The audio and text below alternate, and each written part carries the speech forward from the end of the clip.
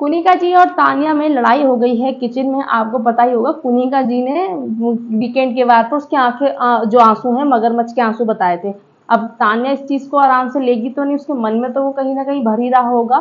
तो जो ये तानिया है भिंडी काट रही है और उसमें कीड़ा निकल आया है भिंडी का, जिसे देख के वो कहती है कितना गंदा लग रहा है। मतलब वो आपको पता ही है उसकी एक्टिविटी वो क्या करती है।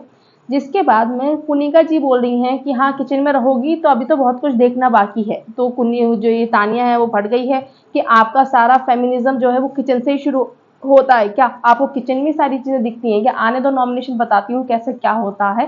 कुनिका जी बोली हैं कि ये डैडीज प्रिंसेस वाला जो ट्रीटमेंट है वाकई में ये खत्म होना चाहिए ना। बिग बॉस के घर में आए हो, काम तो सबको करना पड़ेगा।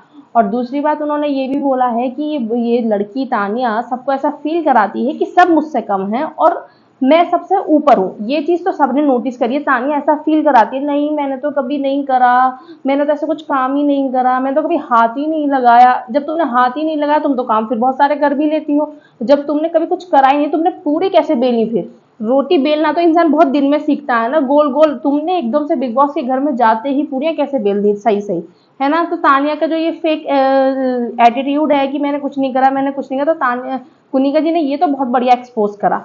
लेकिन तानिया भी चुप नहीं रही। तानिया ने कुनिका जी को बहुत सही करा कि ठीक है मुझसे ज्यादा वो मत करना, बताती हूँ, आने दो नॉमिनेशन तुम्हें मैं भी।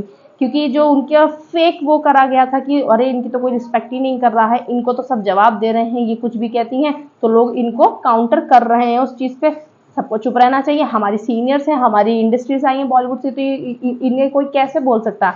लेकिन तानिया ने कहा भाई नहीं, मैं बता दूंगी, मुझसे ज्यादा दिमाग मत मारना, मैं तुमको बताऊंगी। दोनों ने एक दूसरे को बहुत बढ़िया तरीके से बात करी है, मुझे तो मजा आया देखकर।